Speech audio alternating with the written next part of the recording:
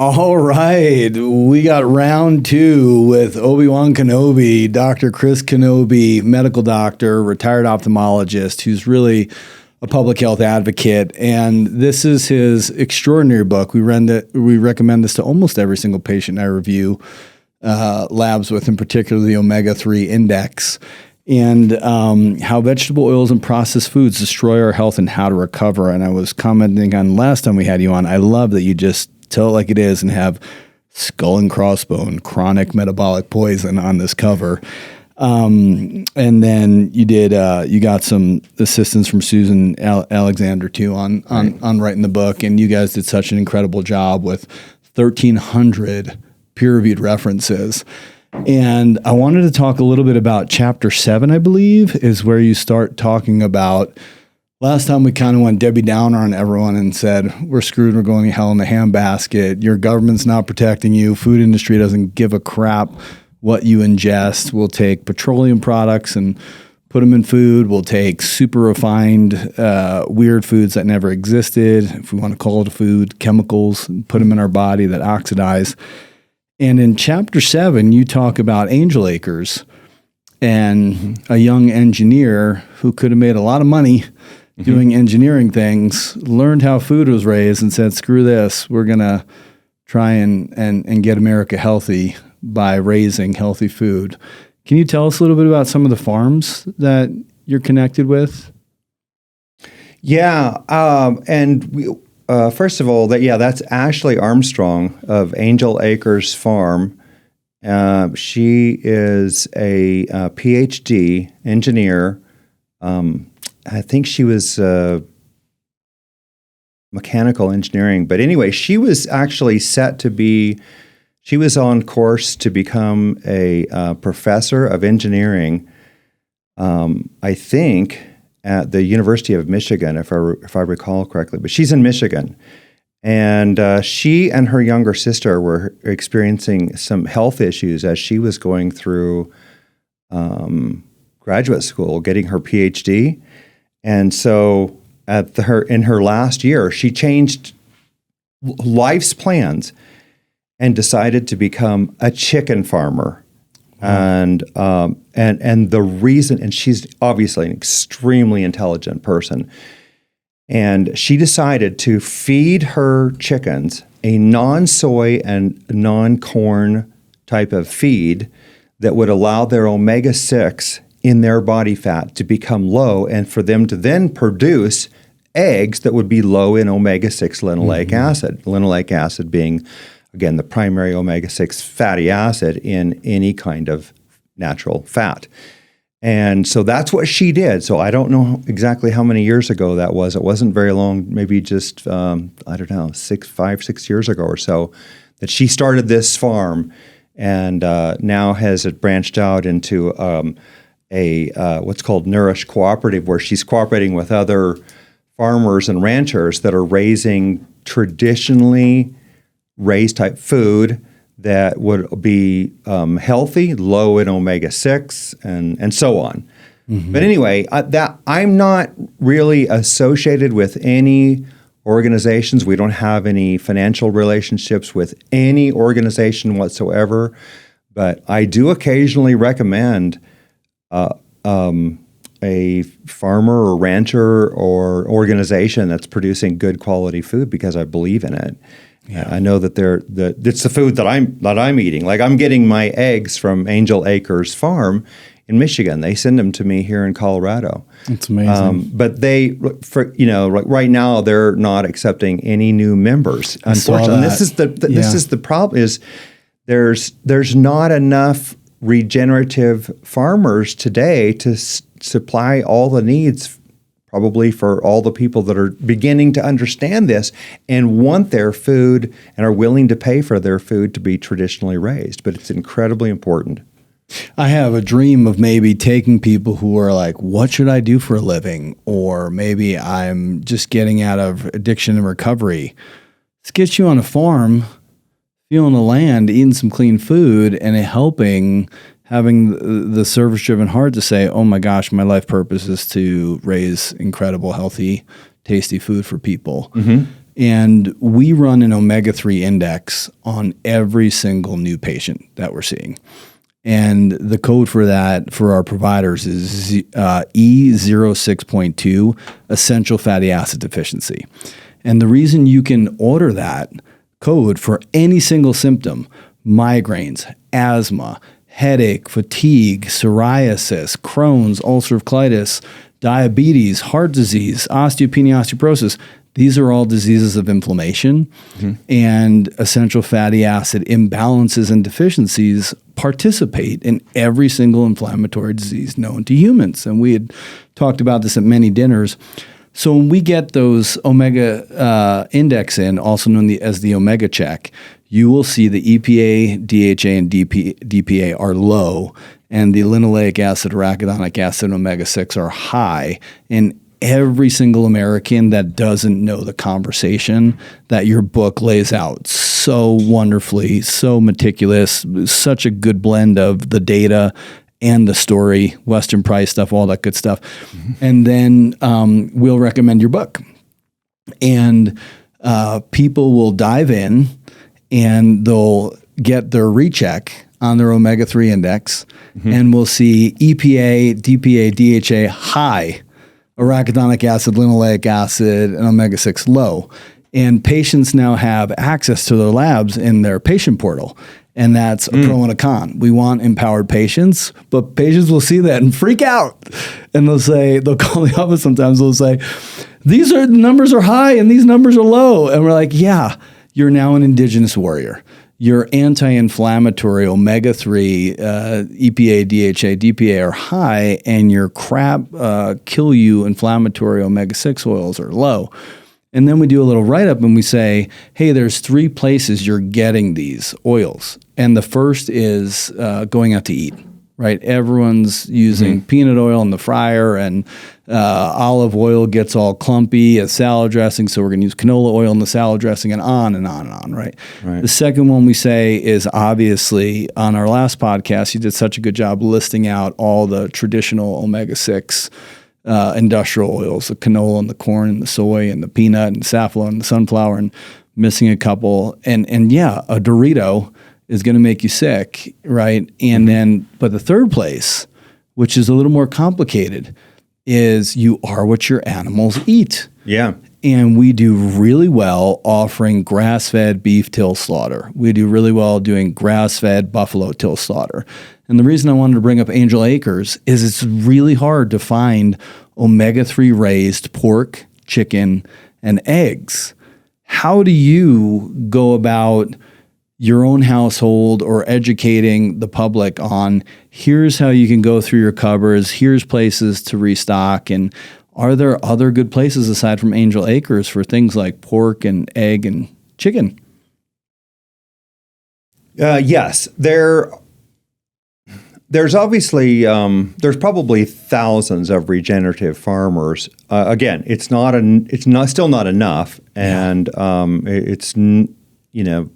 if you'd gone back 120 years ago, every single farmer rancher in the country would have been an organic regenerative farm, right? All of them.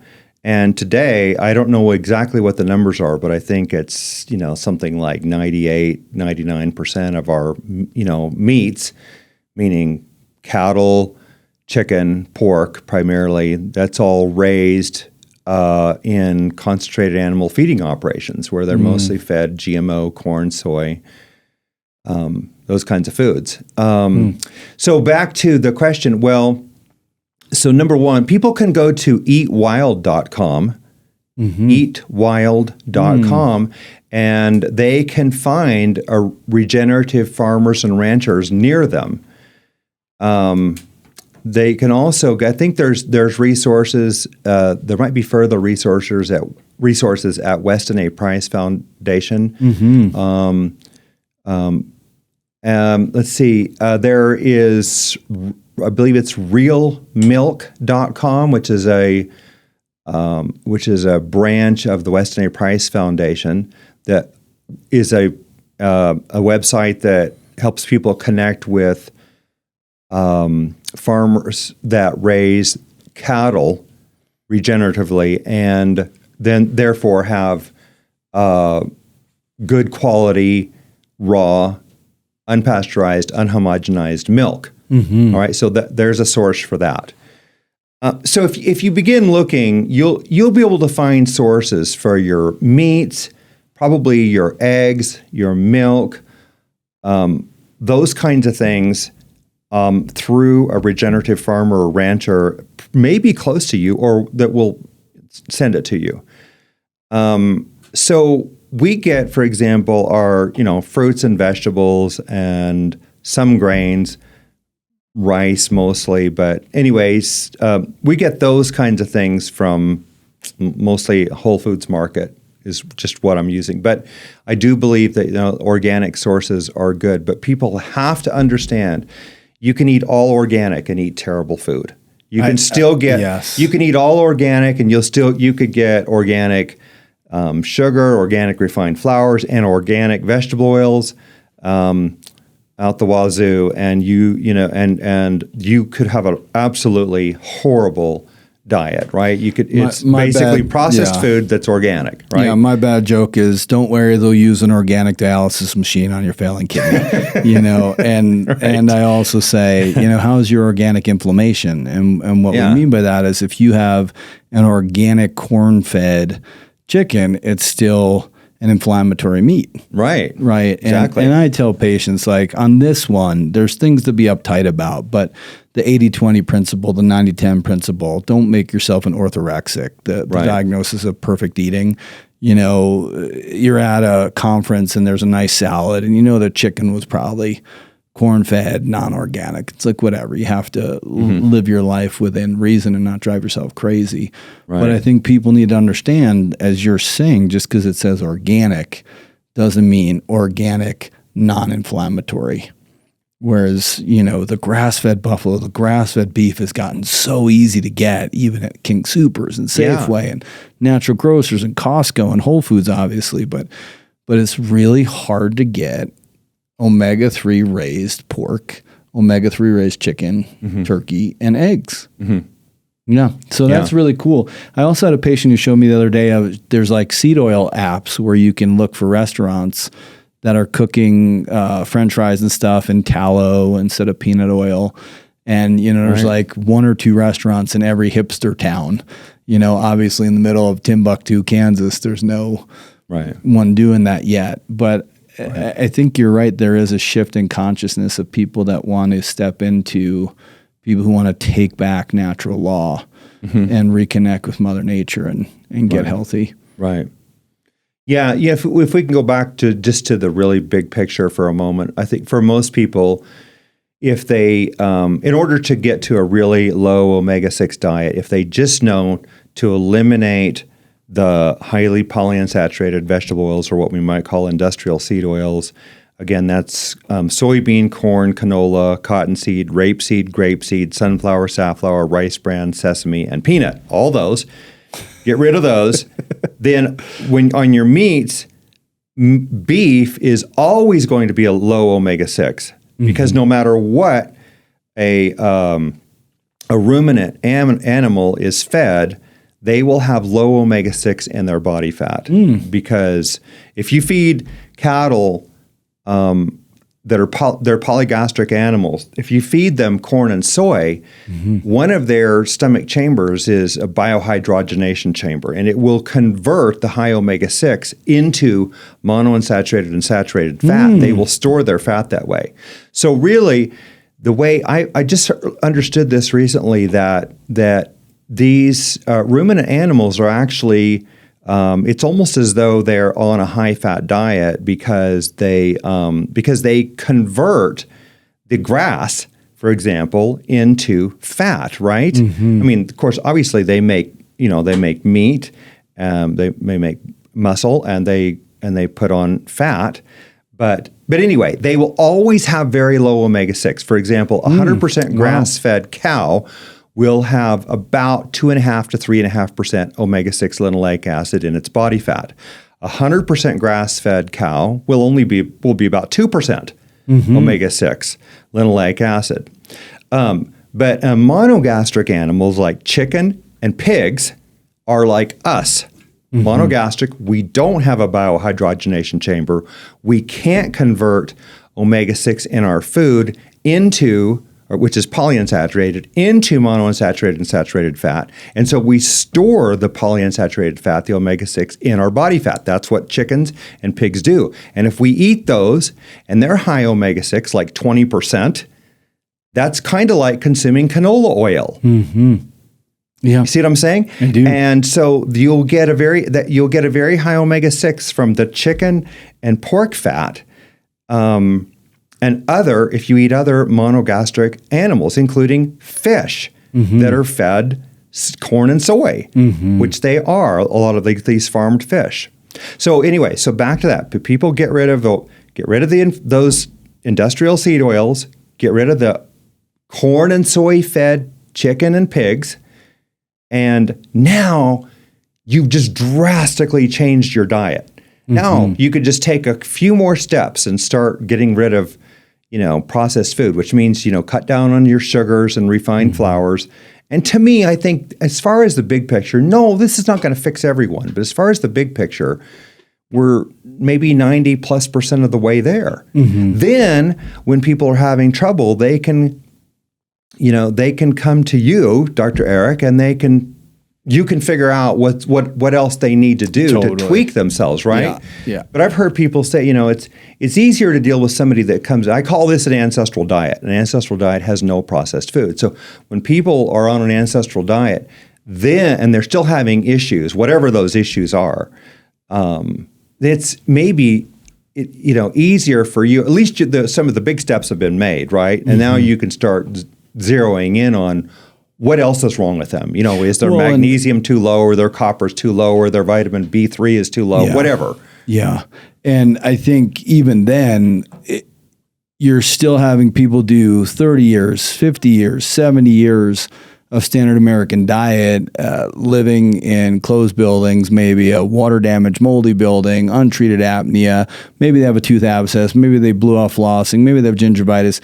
But those get, as you're saying, easier to reveal when you just do the basics. And the basics will never go out of fashion. And reconnecting with natural law and ancestral diet will never go out of fashion.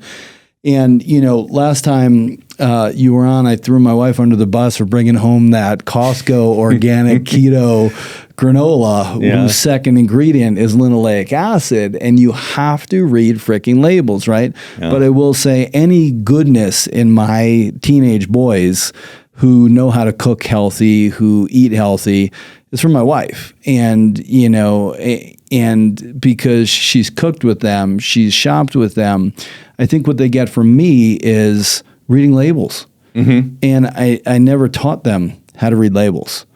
I just read labels. And we have to remember for our children, our kids ultimately do what we do.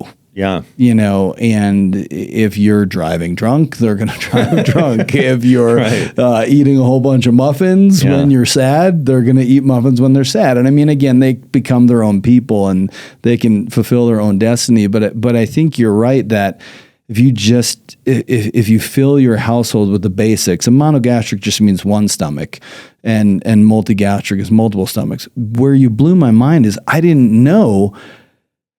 You blew my mind because the cow can do water to wine. I didn't know they can turn an omega-6 to an omega-3. Now, what I would say, still give credit to grass-fed beef, is that cow can turn K1 in grasses into K2. Yes. Right? Which I don't think you get off of corn because you need that K1 substrate to turn into vitamin K2. But that's amazing that there's that difference in different stomach animals. Yeah.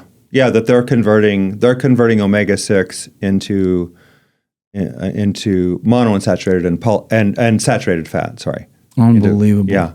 Yeah. Wow. And so that's why they're, like a typical steak might be a little more monounsaturated fat, 50 some percent, and a little bit lower in saturated fat, maybe 40 some percent, right? And then the rest is going to be the polyunsaturated. That's the total omega-6 and omega-3. But in any kind of cattle, any kind of ruminant with that are polygastric, yes, they're all going to have low omega-6. Wow. So that's important to know. So people living in Timbuktu that don't have a good grocery store, they don't have any 100% grass-fed food, they can still get grocery store beef and know it's low omega-6 and eliminate the vegetable oils and eliminate sugar and refined flour. Well, heck, no matter where you live, you can do that. You can make those steps. Well, and per the Angel Acres conversation, that's where if we're really not going for like a yuppie, affluent, anti-aging Boulder County, right, we really want to offer something for everybody.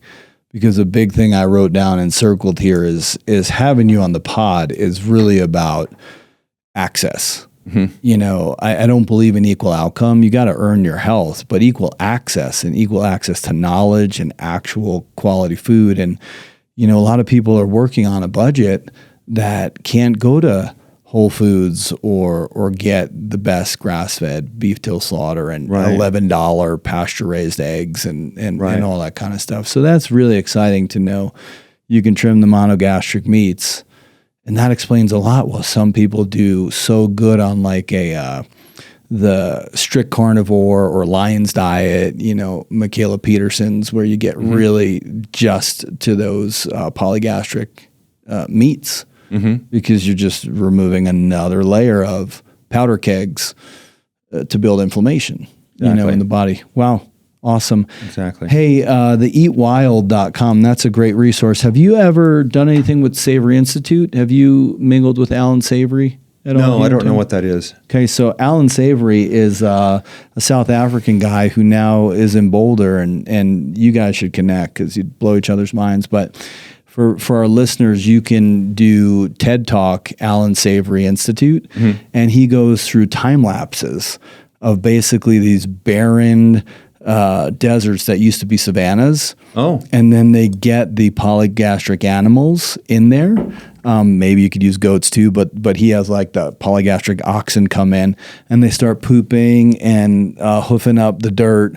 And then you see the grasses grow and then the grasses evaporate, water and the clouds come back and start, and you see basically a barren desert turn back into a healthy savanna through regenerative agriculture. And it's mind blowing. Yeah. So as people are looking into the eatwild.com, also TED Talk that. And I tell people like well-raised meat is actually the answer for saving humanity. You know, and I don't believe in Earth Day because I think it's narcissistic, right? It's like the Earth's going to be fine. We should have Save the Humans Day. Yeah, we do. But there's a way you can raise meat that is part of the cure for balancing the Earth so humans can stay here. You know, the Earth would just be like, okay, I'm going to go dormant for 1 billion and see if the next guest is more polite, you know. Right. But I think some of the stuff you're talking about with regenerative agriculture is how we can bring integrity back to the food supply, but also have lots of farms who feel really good about what they're doing and provide incredible food that are 50% of healing the healthcare crisis. Right. You know, speaking of that, I can't think of his last name, but Will, the proprietor of White Oak Pastures farm in Georgia. Yes. He speaks incredibly intelligently about the microbiome of the soil and creating healthy soil, because the soil then is what provides for the plants that the animals eat, and then we eat the animals and the plants, of course. Yeah. But that whole regenerative cycle and how the animals and the plants and the soil all work together to create an ecosystem that provides good food for us is incredibly complicated. It is. If you really want, and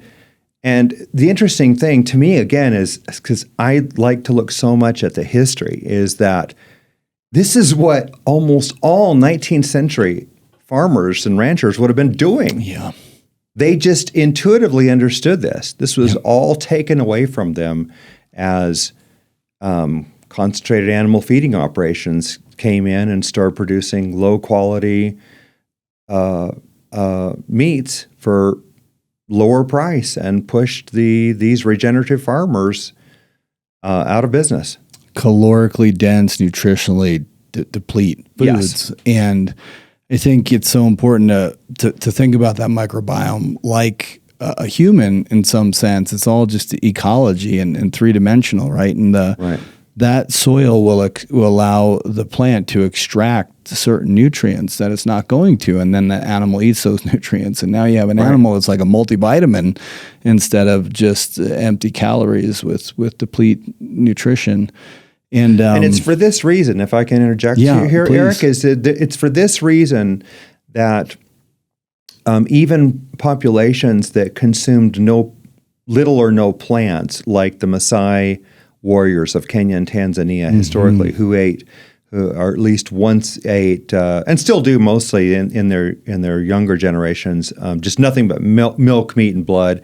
And then the Inuit, once called Eskimos, that lived off almost a strictly carnivore diet. But the thing that's different about them is that the animals that they were consuming were also different than ours. Totally. Because those animals, I know, it's just a fact, would have been consuming diets for them that were richer in vitamins and minerals particularly. And that's really important because today, for example, I just don't believe that long-term the carnivore diet works for hardly anyone.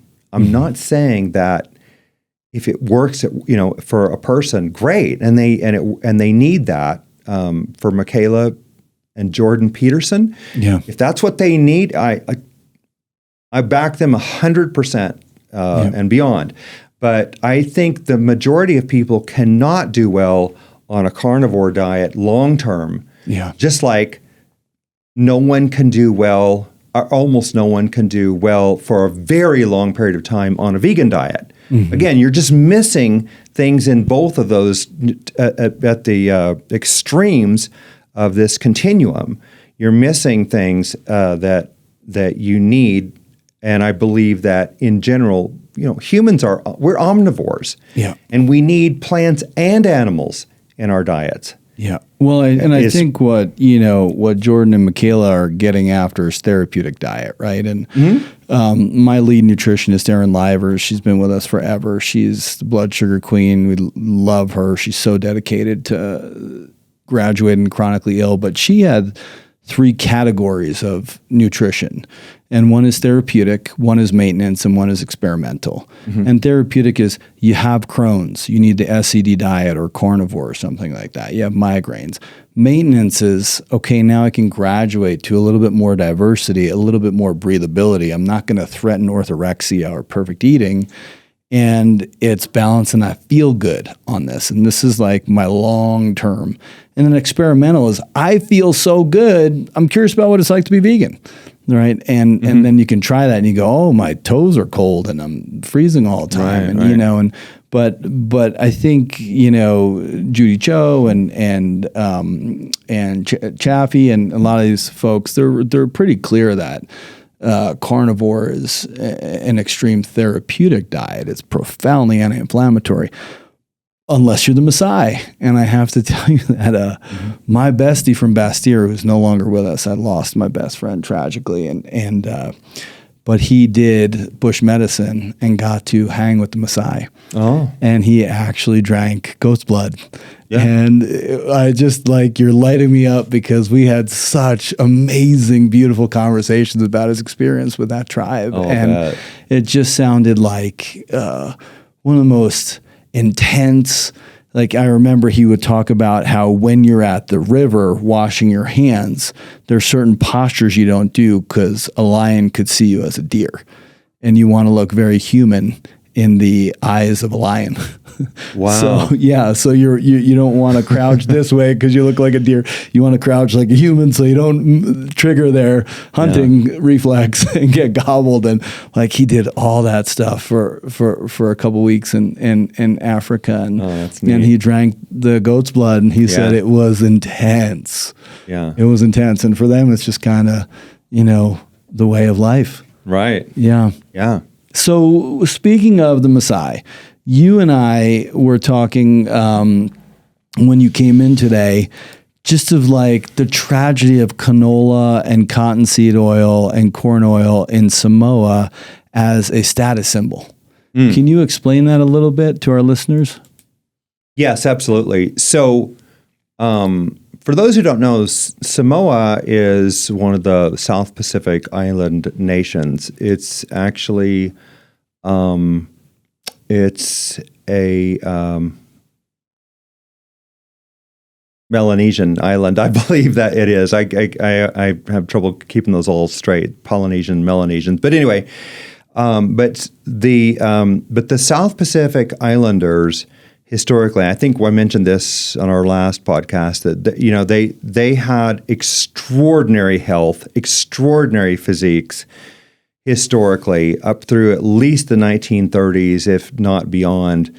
And today, 5 of the top most obese and most diabetic nations in the world are all South Pacific Island countries. Now, the United States is the most obese developed nation in the world. But if you look at developed and developing nations, then the 5 top most obese and most diabetic nations are all in the South Pacific. Okay, so these people went from brilliant health to devastated health.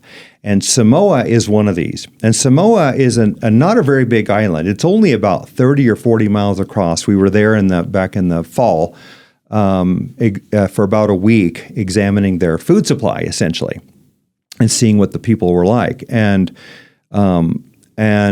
so we, first of all, I'll mention that the data I already had showed that today, or at least as of 2020, in Samoa, 59% of the men were obese, of the adult men, and 81% of the adult women were obese. And of the total obese and overweight, it was 90% for adults.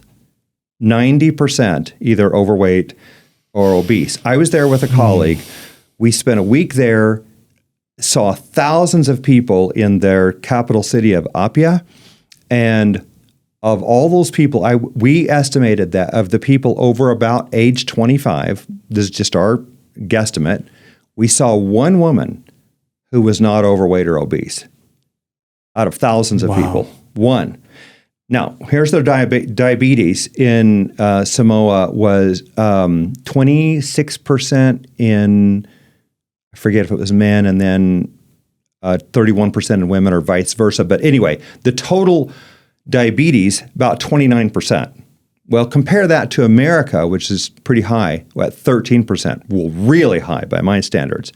But they're at 29%. So in America, we have currently 51% of the population is either diabetic or pre-diabetic. So I don't know what the total diabetic and pre-diabetic, but if they're almost 30% diabetic, I'll bet their diabetes and pre-diabetes is, what, 3/4 of them, maybe? So what are they eating? Well, that's why we went there, was because, as I mentioned last podcast, Derek, that I have grown to not trust some of the data in some of the very small countries that don't track, that are not tracking food consumption very closely for taxation reasons. And so I think some of these Pacific Islands, or some of the areas where the tracking's not very good. So we examined the food supply there, and we went to grocery store after grocery store after grocery store and examined what's in their food supply, and went to restaurants and asked questions. And what did we learn? Well, the traditional diet in almost all of the South Pacific was fish, fruit, starchy tubers, and coconut. Now, not all islands had coconut, but if you had to just say, what are the Pacific Islanders that were brilliantly healthy, what were they eating? Fish, fruit, starchy tubers, and coconut. Was what coconut oil would have been, which they didn't make the oil. They just used the coconut and they made coconut milk, which has the oil, right? So they didn't actually extract the oil. They just made it, they just used the milk to make all kinds of foods.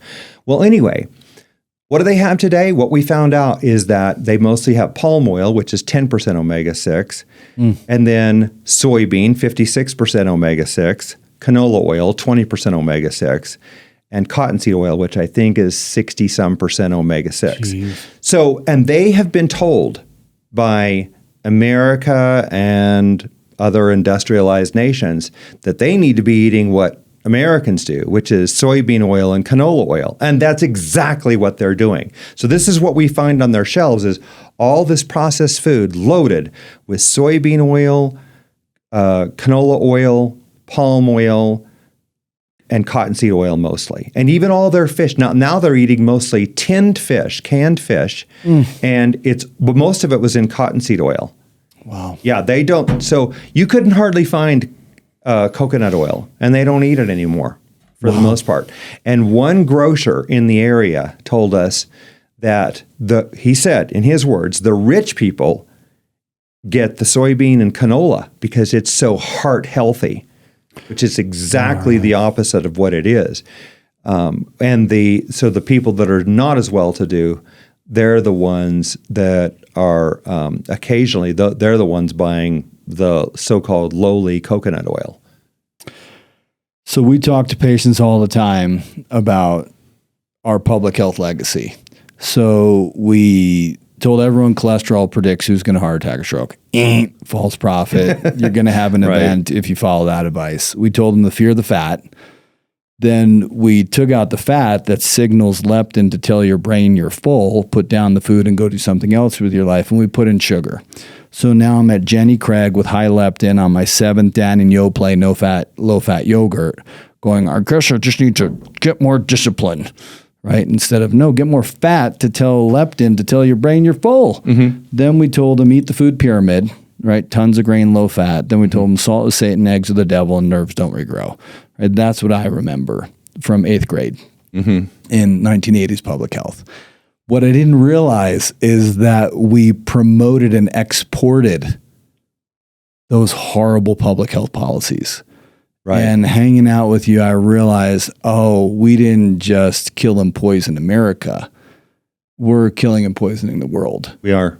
Including these robust, profoundly healthy, capable indigenous societies that are now turning into prediabetes, diabetes, metabolic syndrome, overweight, achy joint, heart disease, so on and so forth. It started in the 19th century. Started with the United States. We have led the movement of processed food. We've led the movement and started with sugar to some degree, but mostly, in my view, with seed oils. Began with cottonseed oil after the American Civil War. And when Americans who didn't want to buy cottonseed oil for food because they knew at the time, they knew that as lamp oil and machine oil and possibly fertilizer, but they're like, it's not food. Back in 1865, if you would have went to a person and said, hey, do you want some vegetable oil? They're like, what are you talking about? And there was no such term. And they wouldn't have eaten it. I thought that would be like us eating, motor oil. Yeah. Like, would you eat that? This is how people would have thought about it. And so the manufacturers began to take that cottonseed oil and they first created margarine with it, which they called oleomargarine. And they couldn't sell the cottonseed oil directly also. So what'd they do? They started adulterating olive oil with it. By 1880, they had sent like 55,000 barrels of what was supposed to be olive oil to Europe, and the French made complaint in 1880, and they stopped. They put up stopped importing any oils from the United States. Wow! And they knew, and it's going on to this day. It's worse today, but it started then. So anyway, the United States has been the epicenter of processed food all along, and we've spread that the message about it, and we've spread the food through multinational organizations all around the world. And I say that when I say multinational, what I mean is that You can produce food in the United States and you can send it to Samoa. You can send it to Japan and Russia, right? Because because processed foods have that kind of shelf life. Wow. And that's what we saw. Like everywhere you look in the Pacific Islands, whose foods do they have on their shelves? Ours. That's what they've got on their shelves. Well, they don't have their own. On that note, I have grieved the processed food situation in the States, but thank you for giving my next grieving homework assignment of our legacy of exporting and poisoning the world with our processed food. Yeah. So, Dr. Knobbe, Chris, where can people reach you? We know you're going to be hanging out more with our conferences, but how can they get in touch with your work aside from this masterpiece of a data meets telling the story, the Ancestral Diet Revolution? Where else can they find you? Yes. So we have 2 websites for our foundations, Ancestral Health Foundation, which is at ancestralhealthfoundation.org, and Cure AMD Foundation, which is at cureamd.org. I have lots of presentations that are on video on YouTube. We've had, Facebook and Instagram, social media, those kinds of things. But we'd love to have people read this newest book, The Ancestral Diet Revolution. And for those interested in macular degeneration, I have a book on macular degeneration too. You can find these on Amazon, Barnes & Noble, wherever retailers sell books online, you'll find those. Well, the eye is the window to the soul of chronic disease in America, and you are really supporting that paradigm shift. So we appreciate your work and look forward to hanging again soon. Thanks for being on today. Thanks so much, Eric. I appreciate it.